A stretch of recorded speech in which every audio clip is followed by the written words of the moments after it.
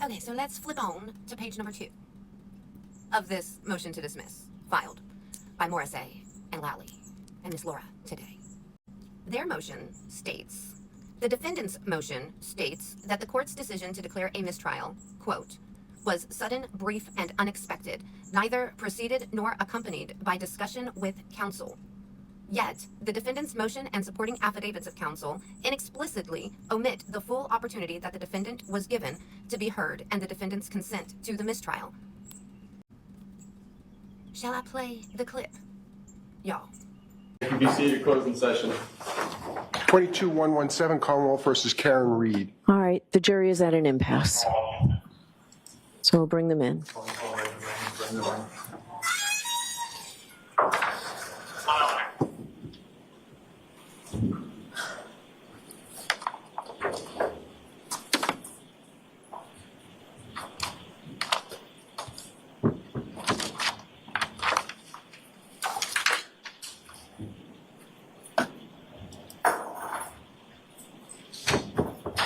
Please rise for the jury.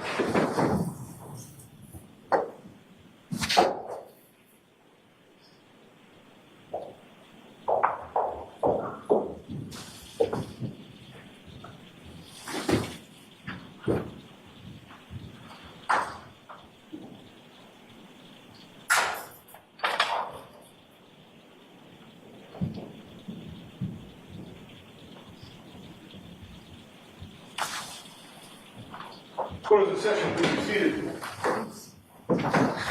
All right, Mr. Foreman, I am in receipt of your note. Judge Cannoni, despite our rigorous efforts, we continue to find ourselves at an impasse. Our perspectives on the evidence are starkly divided.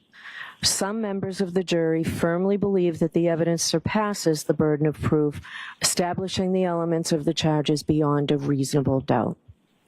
Conversely, others find the evidence fails to meet this standard and does not sufficiently establish the necessary elements of the charges. The deep division is not due to a lack of effort or diligence, but rather a sincere adherence to our individual principles and moral convictions.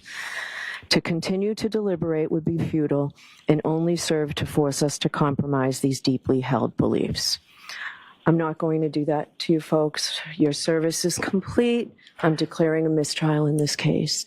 I'll be in to see you privately in a few minutes. So thank you so much for your service.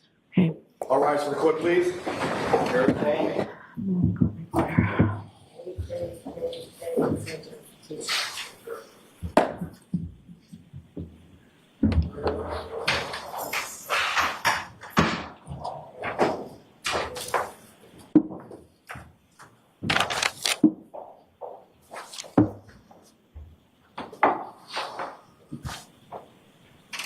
Thank you. Be seated, closing session. All right, I'd like to pick a status date to find out what our next move is. So I'd like to come back sometime maybe the end of July. I understand people have a... As you can see, from the time the judge takes the stand, or the bench, to the time the words mistrial come out of her mouth is 2 minutes, 5 seconds. And you have to remember, she didn't read that letter from the jury to the defense before she read it out loud in open court. So when I watch this clip, I understand why they didn't object.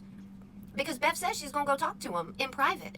No wonder the jury is confused. Everyone's damn confused. Nobody knows what the hell this judge is doing. She's a freaking loose cannon. It's not okay. What she did to Karen Reed is not okay. And if watching this clip and now knowing what you know doesn't prove that to you, I really question who you are as a human. Seriously.